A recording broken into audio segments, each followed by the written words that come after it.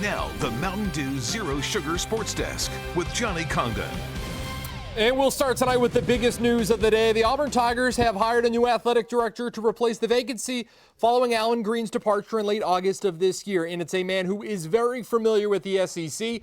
Mississippi State Athletic Director John Cohen is headed to the Plains to lead Auburn's athletic program into a new era.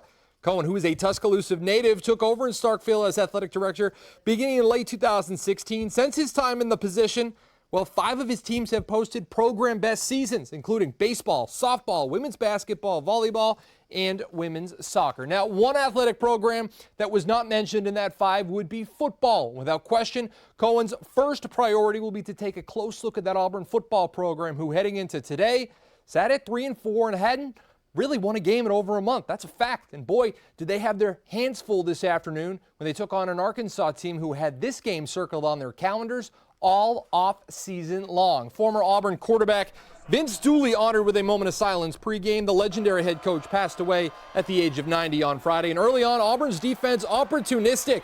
Jefferson connects with Jaden Hazelwood, but that ball is out and Derek Hall is on it. That would lead to an Auburn field goal. 3-0 Tigers. A little later on, 3rd and goal for the Hogs, and Jefferson is just going to fall forward for 6. They'd review it. It was close, but ultimately the call on the field stands. Make it 7-3 Hogs. Now Jefferson is going to show off that arm. Going to hit Hazelwood, who takes this inside the red zone for the Razorbacks. Hangs onto the football this time, and the Hogs are marching down the field on that Auburn defense. And then later in the second quarter, Jefferson with his best Cam Newton impression inside Jordan Hare Stadium. And of course, you know the celebration's coming. The Superman, Super Hogs, touchdown, make it 14-3. Hey, Auburn trying to fight back. That's the best player on their football team right there, number 4, Tank Bigsby. 41 yards into the end zone, and just like that, it's a one-score game, 14-10. Second half, not much better for Auburn. Jefferson's going to connect with Hazelwood here for the touchdown. He'd go on to have 5 receptions for 61 yards. All Hogs in this one. Arkansas beats Auburn 41-27. And this whole losing thing, well, they're getting sick of it down on the Plains. I would hope no one's happy about losing a game. Simple as that. You put a lot of time and effort into preparing yourself, and we know we're not guaranteed to win, but if it's not painful when you lose, then you got the wrong people. I mean, you just got to want to be able to win that bad, and if you're fine with losing, then that's not what we need here, and I think that's become a problem within the team to some extent. I mean, it's not radiant, but I think guys are becoming okay with it, which is not okay. Let's head to Jacksonville, Georgia versus Florida for the world's largest outdoor cocktail party. First quarter, and the defending champs, well, they came out and made a statement. Dejon Edwards, 1-yard touchdown run, 7-0 Georgia. 12:48 to play in the first half. Dogs up 14-0, and then maybe the play of the day. Whoop, look what I found. That would be the best tight end in the nation. Brock Bowers into the end zone, make it 21-0 Georgia, and then right before the half, why not tack on one more? Ladd McConkey from Bennett, make it 28-3. Yep, Georgia looks just fine to me. They take down the Gators on the Florida-Georgia line, 42-20. Big one up in Rocky Top tonight. Tennessee hosted Kentucky. All balls early on, and things are just going Tennessee's way. What a stick. What an interception by Jawan Mitchell. He'll take this ball all the way to midfield, and then with under 30 seconds to play in the half, Hendon Hooker going to continue to add to his Heisman campaign. What a resume, and it's a lot easier when your guys are wide open.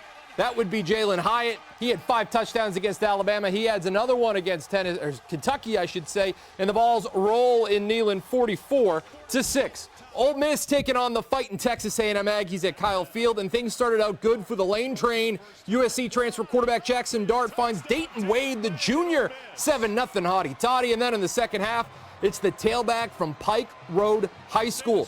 We saw him in the Super 7 last year up at Protective Stadium, and now the Aggies, well, they'll be seeing him in their nightmares. That's Quinshon Judkins. This kid's going to be playing on Sundays one day, folks. Only a freshman. Rebs look good on the road. A&M would fight back, but Kiffin and company, they get the job done 31-28. And when we come back, hey, it's one of the greatest traditions in all of college football. No, make that all the South. It's the Magic City Classic from historic Legion Field. We got all the action and more when we come back. Well, Well, to say the Magic City Classic has been one-sided for quite some time now would be an understatement. The past 4 times these two teams, met at historic Legion Field, Alabama A&M has left Birmingham the victor, as they were trying to extend that streak to 5 this afternoon over their arch rivals from Alabama State. And here comes Alabama A&M, the Bulldogs looking to continue their dominance in the Magic City Classic. 10 minutes in play, second quarter. We're scoreless, not anymore. Quincy Casey connecting with Isaiah Cox in the slant route. Dogs take a 7-0 lead. Now it's the A&M defense who went to work. Big Jamal Irby.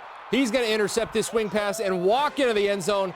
14-3. A&M's got themselves a comfortable lead, right? Wrong. Second half belonged to the Hornets. Big touchdown catch here by Keyshawn Johnson to bring Alabama State within 1 score, and then this got crazy.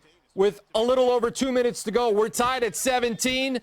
ASU with the home run shot to Jeremiah Hickson, and the Hornets take a 1-score lead, with under 2 minutes to play. And then finally, clock management, got to get out of bounds. Just seconds to play. A&M has no timeouts. The clock will expire. And Alabama State, they get a huge win over their rivals, 24-17. Alabama A&M is losers today. I mean, that means a lot. I mean, I've been at those last 4 Magic City Classics where we lost in a whole lot of different ways, and so we all love this game. It's a great game, and you don't really know what it's about till you lose one. And so, hopefully we don't ever get that feeling no time soon.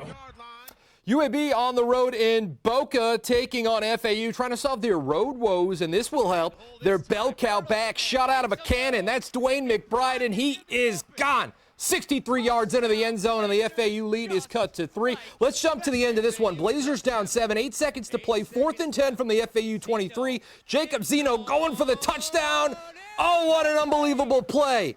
Broken up by Michael Antoine Jr. What a play by the FAU corner, and that will do it. UAB falls to 4-4. Their road issues continue. Some SoCon action now. 6-1 Stanford taking their FCS unbeaten streak to South Carolina to take on the Citadel, and so far so good. Little screen here, and Kendall Watson into the end zone, make it 14-0 Dogs. Just under a minute to play in the half, and Jalen Thomas has reservations for 6. Looking like Bo Jackson going over the top. That's his 6th rushing touchdown of the year. Make it 21-3 at the break. And then if you ask anybody close to the Stanford program, they'll tell you the strides the defense has made is which has given the Stanford the leg up. Here, Joseph Mara with the sack. That's his 3rd of the year. And the Stanford Bulldogs, they roll on the road. 38-3 winners over the Citadel. I thought that our defense, we gave up some yards before we really bowed our neck. And, we played really, really well. And then offensively, we were firing on all cylinders, and special teams, we were really solid there. So all in all, a great win. Jacksonville State taking on Austin Peay at home this afternoon, or I should say in Tennessee this afternoon. Right before the half, beautiful little quarterback shovel pass. That's to Matt LaRoche. The Gamecocks have the lead 16-13. They'd never give it up. And with Rich Rod at the helm, you knew the offense was going to hum. Check out this trick play. It's the Philly special. Instead, we'll call it the Calhoun County special. Webb with the touchdown adds to the Gamecock lead. The Gamecocks, they take down the Govs by a final score of 40-16. Alabama hoops now welcomed in Southern Illinois for an exhibition matchup today inside Foster Auditorium. Raylan Griffin gets the steal. Going to throw it up the floor for the Ohio transfer. That'd be Mark Sears. Beautiful finish with the left hand. And then this is what all Alabama hoops fans have been waiting for. Freshman phenom Brandon, I should say. Going to be an NBA lottery pick, some say.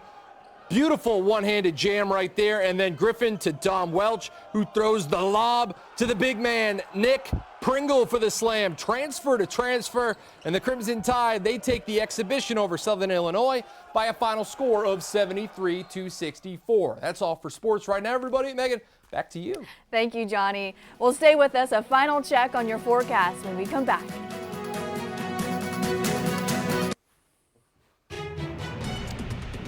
All right, I want to give you another look at the radar here. If you're getting ready to close up shop, head to bed after this. Again, this is all just steady soaking rain. A lot of that just to the southwest of Birmingham. Actually headed for the greater Birmingham area. You can see the overall storm motion from southwest to northeast. No lightning strikes with this. Wouldn't rule out a rumble of thunder tonight, but it'll be primarily just rain. All next week, though, we're looking at partly cloudy skies and temperatures in the middle to even upper 70s. A bit warm for this year. Morning lows will be in the 50s. Well, rainy today, but good for Halloween. Halloween looks good. So if you get trick or treat plans, we got to deal with the rain tomorrow, but Monday looks. When do you nice. start doing your Iron Bowl forecast? Oh boy. Because I'm already starting looking forward to that. Once we hit November, Thanksgiving, it's right around the road. Yeah. Yeah. I can't believe how fast it's coming up. Oh. The end of the year just flies by. It does. Christmas trees are up. Have you seen Christmas trees? No. My neighborhood. Don't even. That's too early for me, but Yeah. hey, to each their own. Well, that is all we have time for tonight. Thanks for choosing us. We'll see you tomorrow.